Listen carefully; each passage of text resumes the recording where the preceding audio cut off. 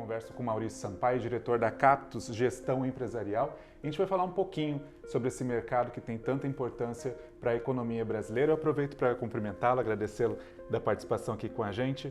Quando a gente fala de conjuntura, que envolve a questão econômica, né? O agro tem grande importância. O Brasil é um grupo, faz parte de um grupo restrito, né? Sem dúvida, Eufrides. A gente tem acompanhado nessa trajetória do agro aí, nesses últimos 20 anos, a importância e relevância que o mercado brasileiro se posicionou em todos os principais países do mundo, no sentido da gente suprir realmente o mundo de alimentos, fibras, energia. Então a gente está muito satisfeito na evolução e o que representa hoje em termos de segurança alimentar a marca Brasil e o agronegócio brasileiro. Questão de exportações, no ranking somos aí os primeiro em vários segmentos, né? Queria que você destacasse um pouquinho isso. Isso é muito importante, Eufrides, porque a gente é um país que tem esses problemas crônicos na economia e a gente sempre teve no agro um lastro para segurar as pontas nos momentos mais difíceis, né? Então, crises internas e crises externas têm um colchão quando a gente fala de exportação, que o agro representa mais de 70% da balança comercial. A gente sempre teve uma posição super avitária, né? Hoje são mais de 100 bilhões de dólares e esses dólares que a gente tem acumulado ao longo dos anos favorece muito a nossa certa estabilidade econômica no cenário externo. Muitas vezes no cenário interno a gente tem uma turbulência relativamente grande, mas quando a gente olha um pouco mais do geral para o particular, a gente pode presenciar que a gente tem uma posição invejável no que se refere à posição econômica mundial. Maurício, é daí que a gente pode falar então que o agronegócio tem muita importância para o Brasil?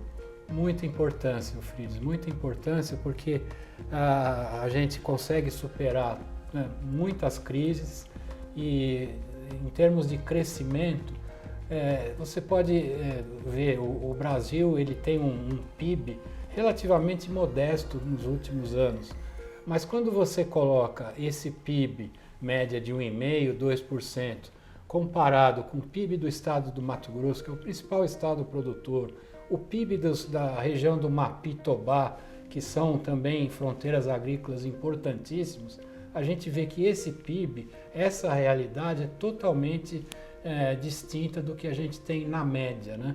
Então a gente tem uma posição privilegiada em termos de renda do produtor rural, em termos de renda não só do produtor, mas de toda a cadeia que é gerada pelo produtor rural, que vem desde o antes, o dentro e depois da porteira. Isso eu queria falar com você, sobre essa questão da cadeia produtiva, né? O antes tem a sua importância, né? O dentro é o que a gente utiliza no nosso dia a dia, mas uma das coisas que são importantes dentro disso é a gestão da marca, né? Queria que você falasse um pouquinho disso, já que o Maurício foi executivo aí muitos anos, né, de grandes empresas nacionais e multinacionais dentro do setor, e a explorar isso, mais de 40 anos que você tem de experiência nessa área. Queria que você falasse para a gente a importância da gestão de marca. Olha, isso é um assunto que eu adoro conversar, porque a gente, durante esses anos aí de experiência no agro, a gente viu a importância e o desenvolvimento que teve no marketing, no posicionamento de marcas, que há muitos anos atrás não era tão relevante, e hoje a gente vê que graças a segmentações, a estudos feitos com perfil de consumidor, a gente pode notar que existe sim, até nesse mercado que é dito comoditizado, mas é de importância fundamental o posicionamento das marcas para o público-alvo. Então eu tive o privilégio de trabalhar há alguns anos com marcas de insumos agrícolas, fertilizantes, uma delas, e eu tive um desafio importante numa das empresas, que foi reposicionar marcas que eram líderes de mercado mas, no entanto, quando elas foram adquiridas pelo mesmo grupo, a soma das 4 marcas não chegavam nas somas quando eram individualmente colocadas. Então, nós passamos a ter um diretor de marketing para as 4 marcas, que fui eu, por isso que eu digo que foi um privilégio, né? E graças à nossa estratégia com as equipes comerciais, nós conseguimos reverter uma situação e passamos a ter uma posição de retorno da participação de mercado que originalmente a gente teve antes de comprar as empresas, né? Então isso foi fundamental, nós mudamos a política de cultura comercial da empresa, passamos a identificar quais são os valores centrais que os consumidores dessas marcas identificavam, segmentamos toda a parte geográfica para a gente ter uma atuação com mais harmonia. É muito difícil você ter uma harmonia quando são marcas concorrentes, né? Mas a gente com segmentação, com posicionamento de mercado, colocando qual que vai ser a nossa marca de combate, qual que vai ser a nossa marca que oferece um perfil maior de serviços ao consumidor final, qual que vai ser a nossa marca mais de técnica, de tecnologia, de atendimento agronômico. Então isso foi realmente uma experiência muito grande e a gente, nesses anos, tivemos a oportunidade de estar em diversos seminários, em eventos de participação de marcas, né? E para o próprio público de marketing específico, na época que a gente fez isso, eles nem tinham ideia da importância do agro para a economia como um todo, né? Porque as marcas são tradicionalmente marcas de consumo, né? E quando a gente teve a oportunidade de apresentar a relevância em termos de faturamento, de posicionamento, foi muito gratificante. Nesse período aí, são mais de 40 anos de experiência que eu te falei, o que você viu de mudanças no marketing rural e principalmente do agro também? Eu acho que o mercado cada vez mais proporciona aberturas para explorar ao máximo pesquisa e segmentação de mercado. Então a gente tem uma pujança tão grande que em termos de potencial de mercado, que hoje, diante da nossa grandeza, existem empresas que se posicionam em nichos de mercado que até então não eram tão discutidos e preservados, né? Então as mudanças são contínuas, intensas e cada vez mais na ponta da linha os tradicionais distribuidores de produtos agrícolas estão cada vez mais procurando se segmentar, prestando serviços adequados a tempo e a hora.